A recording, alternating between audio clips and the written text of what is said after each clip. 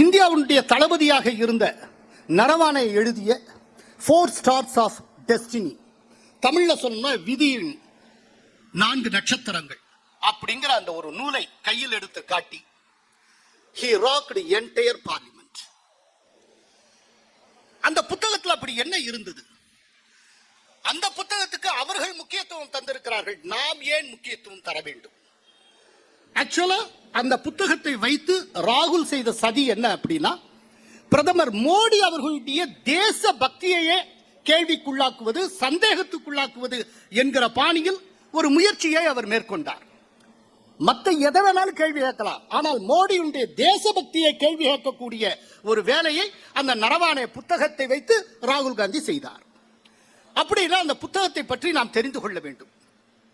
இந்த நிலையில 10:30 மணிக்கு ராஜ்நாத் சிங்கிடமிருந்து ஒரு கால் வருகிறது நரவனேக்கு. வெரி வெரி இம்பார்ட்டன்ட் கால்.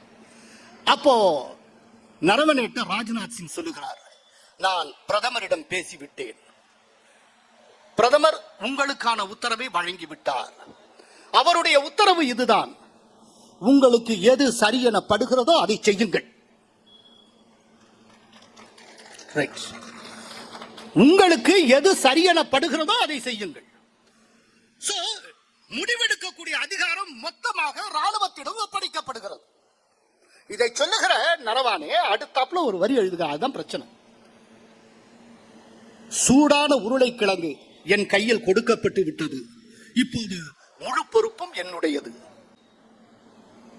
நான் ஒண்ணு கேட்கிறேன், நரவானே புக்ல எப்படி இருக்கல, இதை தூக்கிட்டு ஐயோ கை விட்டது ஐயோ அப்படிங்கிறாங்கல்ல.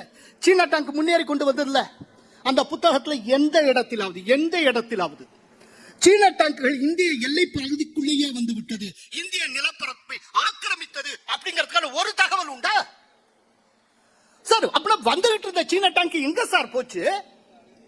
எங்க போச்சு?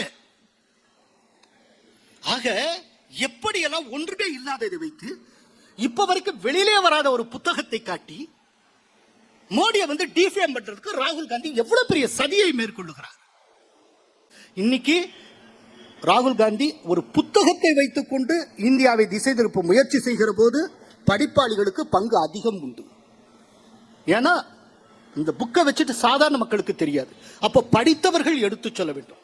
உங்க இருக்கக்கூடிய ஒவ்வொருத்தருக்கும் ஒரு பங்கு இருக்கிறது, உண்மையை தெரிவிப்பதில் ஒவ்வொருவருக்கும் ஒரு பங்கு இருக்கிறது, பொய்களை மறுப்பதிலும் உங்களுக்கு ஒரு பெரும் பங்கு இருக்கிறது என்பதை சுட்டிக்காட்டி வாய்ப்பு தந்தமைக்கு நன்றி கூறி விடைபெறுகிறேன். வணக்கம்.